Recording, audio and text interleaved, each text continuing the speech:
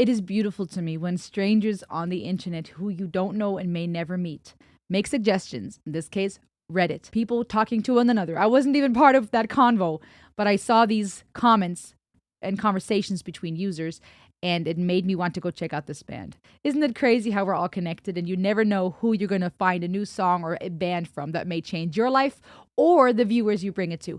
A rock band, an American rock band from Los Angeles called Badflower. I have no idea who these guys are, but the song is called Ghost. And it's a song with 36 million views. So I'm going to check it out with you. Are you ready?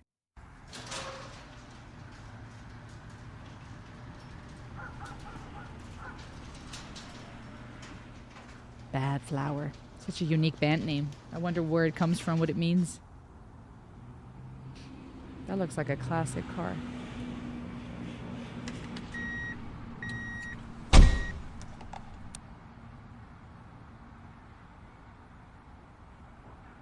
Oh no.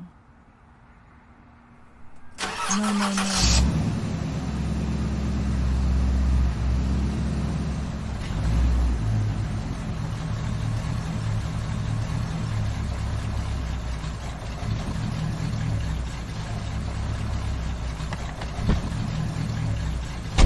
Suicide doesn't end the chances of life getting worse. It eliminates the possibilities of it ever getting better.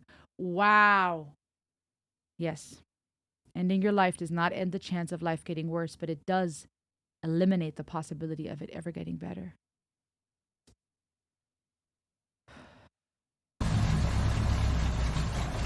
Ghost. Oh my.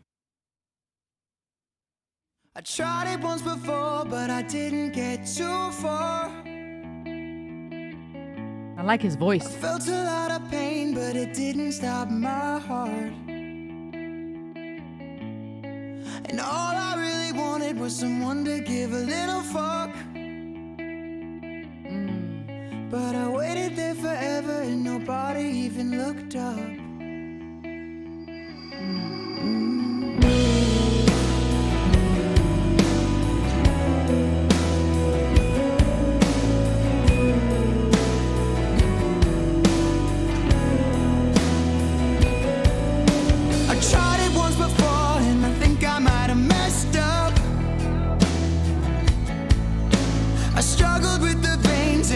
I didn't bleed enough.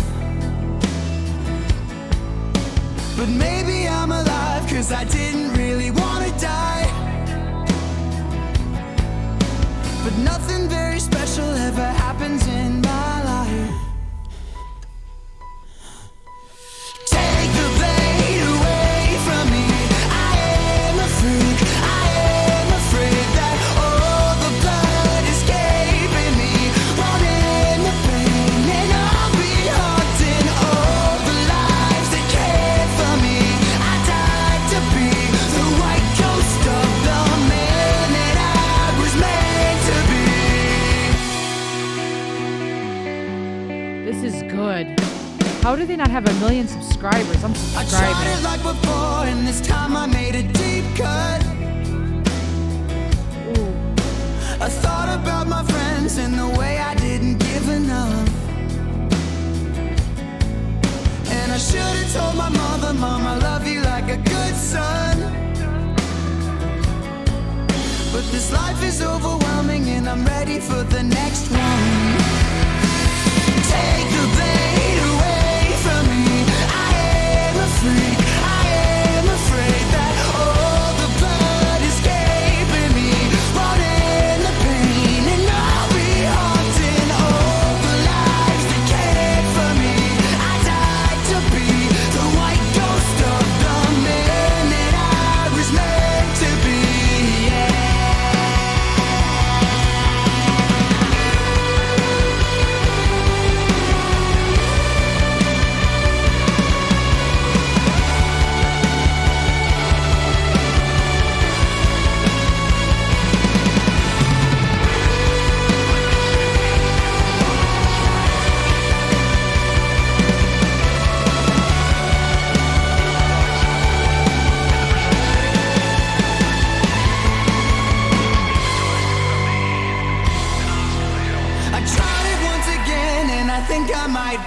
out. I should've left a letter, but I had nothing to write about. My blood is all around me, I get dizzy if I stand up. The cutting part was easy, but regretting it is so fucked. Yeah!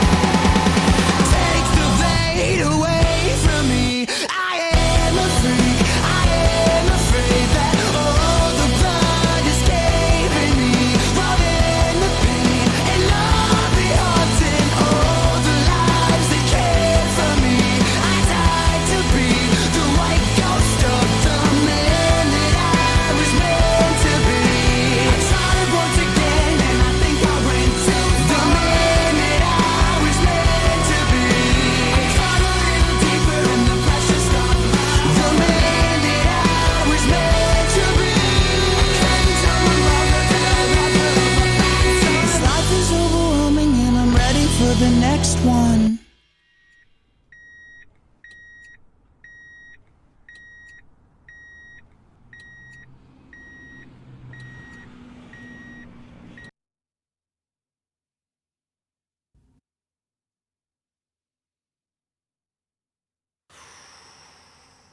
Wow, this song's heavy. This song is real. I subscribed. You guys should too. Badflower should have so many more subscribers. Go check them out on YouTube. I'll link this song in the description. This is heavy. I like the honesty of this conversation. I loved the composition, that type of rock, his voice, the rasp, great vocal control, great vocal range. Musical composition wise, great to listen to. And I hate saying that because of how heavy the lyrics are, but it was well done. From a compositional standpoint, a kind of rock song that you just want to, jam out to, and that just feels good on the ears, I guess you could say. But the focus here to me wasn't the composition or, jamming out to a cool beat or having a cool riff or awesome guitar solo or amazing track. It was the lyrics and the music video that really made this piece what it was. And I appreciate the honest conversation, and I'm saddened by the ending. I mean, it could be either way. The beeping could imply that he didn't quite end his life successfully and that he is in the hospital, or is it the beeping of the machine in the car, because he did end his life and now all that's left is the key with the wedding ring or the proposal, the engagement ring, rocking back and forth because he did end his life. I feel like that play on past, present, future, and possibilities was well done, because in the beginning when he got out of the car and it had that quote, and now with the beeping in the end, it really could imply this could go either way. And then throughout the song, shedding light on everything he's been through, trying to be a good son, wanting to leave a letter, not leaving a letter, feeling like a bad son, aware of the pain he's going to cause the people that he's leaving behind, mentioning people he's leaving behind, which puts in perspective that when we lose someone, as he did with his fiancée or wife here, the pain he went through, there are still other people that care for him, that love him, his mom, friends that he mentions. And I appreciate the honest conversation about the impact that it has on other people, that it's not just one person hurting. We are not an island. And it feels like that sometimes when we're in the depth of despair. But a lot of times our choices, even our hurt, and the actions we take while we are hurting have an impact on other people. And so I like the honesty there. The conversation about attempting to harm himself and not doing it deep enough. The double entendre about speaking about having not cut deep enough, and then speaking about having gone too deep, and the pressure ending the pulse.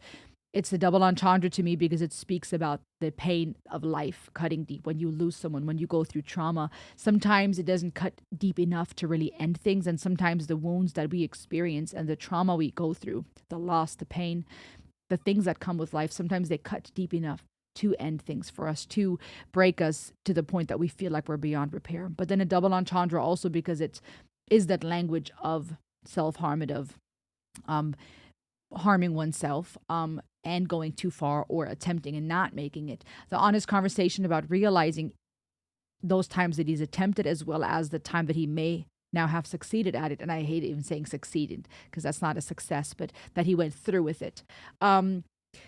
Even there in those moments, there's still that honest conversation about realizing, actually, I don't want to go.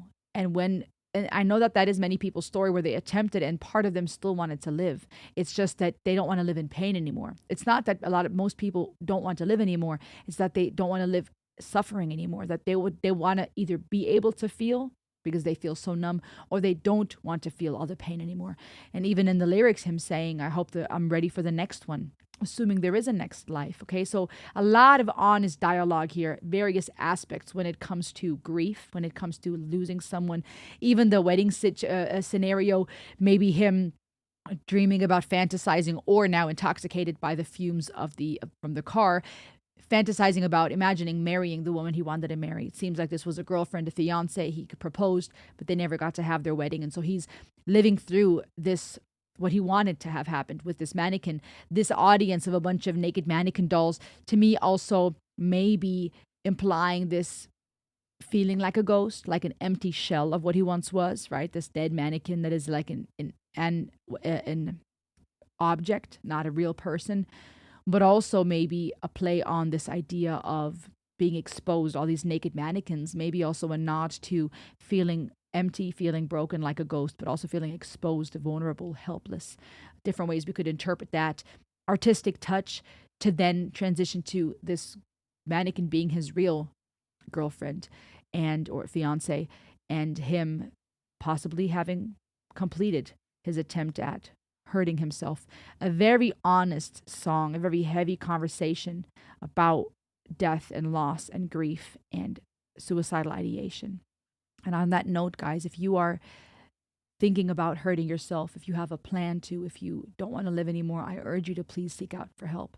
Maybe this song, it being as heavy and honest as it is, can be that lifeline for you to realize you're not alone in your grief. There are a lot of people who are facing so much pain, having lost a loved one, that know what you're going through, having experienced depression and anxiety, who feel alone too. And maybe we can be alone together. Maybe we can hurt together. I can't make your pain go away. I can't give you a magical remedy. But I can tell you, like that quote in the beginning of the song, there's no guarantee that thinking that ending your life will guarantee that your suffering will end. It also destroys any possibility of life getting better. And ask someone who has seen some pain and darkness and who has at times not wanted to live anymore, I tell you that things can get better. Yes, that's easier said than done. Yes, there needs to be help. I urge you to reach out for help. Call the suicide hotline, go to therapy, reach out to people. But I do want to encourage you that you do not have to suffer and hurt alone, and that there is still hope. And I hope you can take that stand to choose life and to dance in the light, even when you're surrounded by darkness and pain, because you don't know what's still ahead.